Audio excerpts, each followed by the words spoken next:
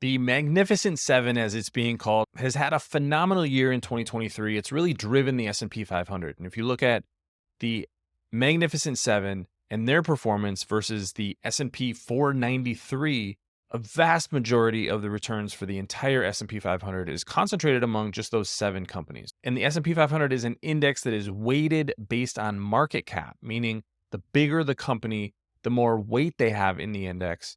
So the fact that these bigger companies have done better really skews the way that we should look at returns for the overall market in 2023. Because if you weren't invested in an index fund or over-invested in some of these bigger companies, maybe returns are a little bit lower. And so that context is really important, especially in a year like this.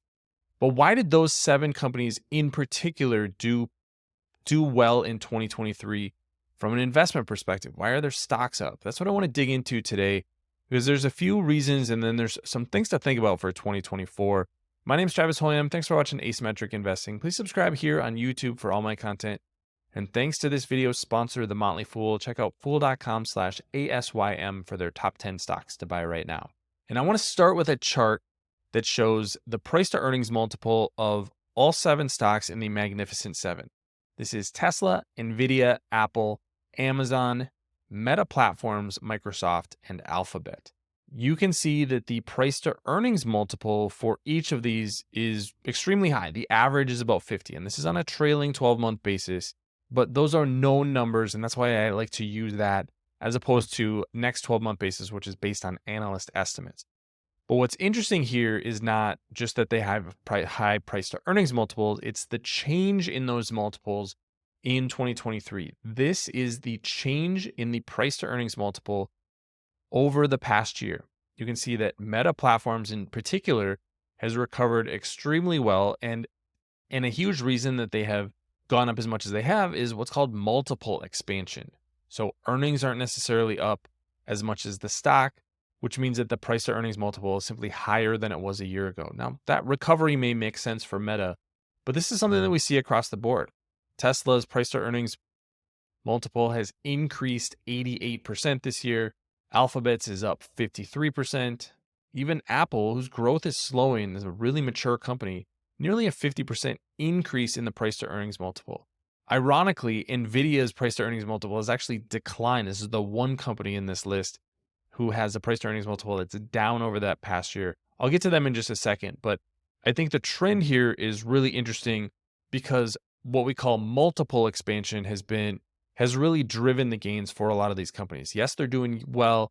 Yes, they continue to churn out profits, but stocks can simply go up just because the market values the company higher. That's multiple expansion. So if a stock goes from a 20 price to earnings multiple to a 30 price to earnings multiple, without earnings changing, the business didn't necessarily change, but the valuation of the business changed.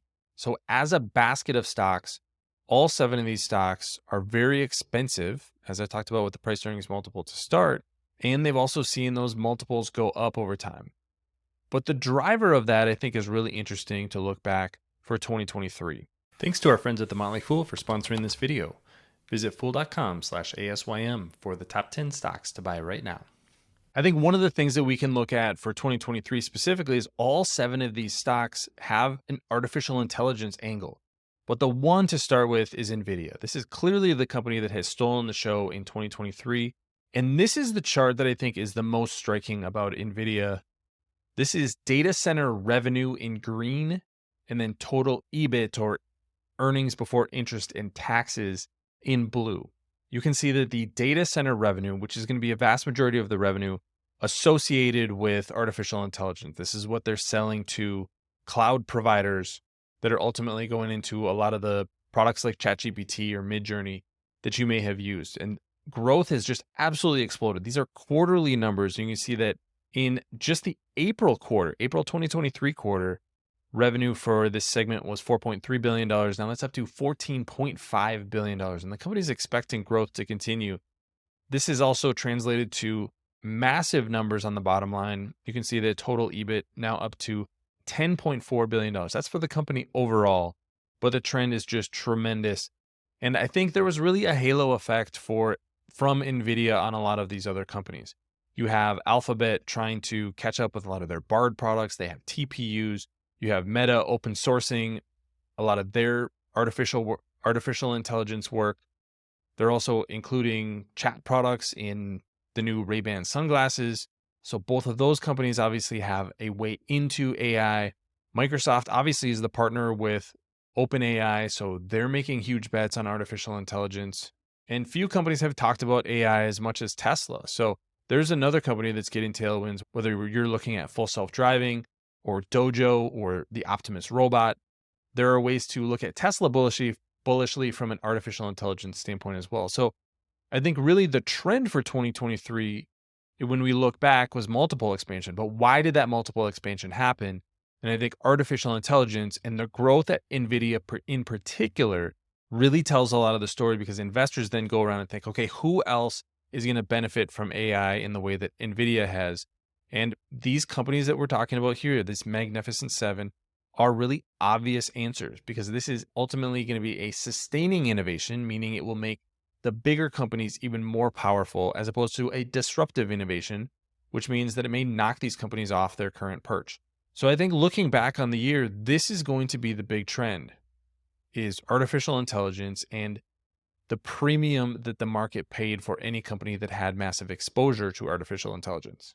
As we look ahead to 2024, the question is this going to continue? Are these Magnificent Seven stocks going to be magnificent in 2024?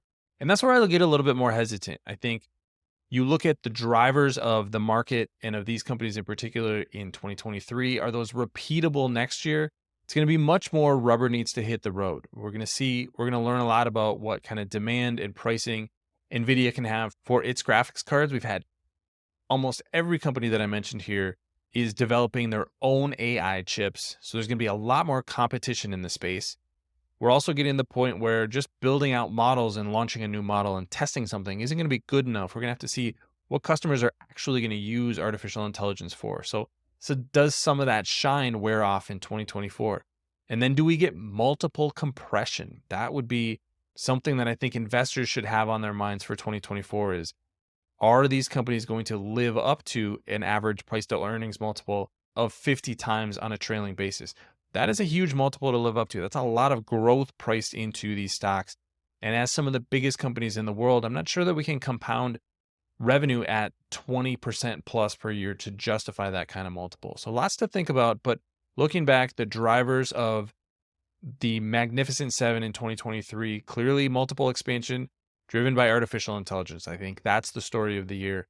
But what do you think? Leave your comments in the comment section below. Don't forget to subscribe to Asymmetric Investing. Thanks for watching, everybody. See you here next time.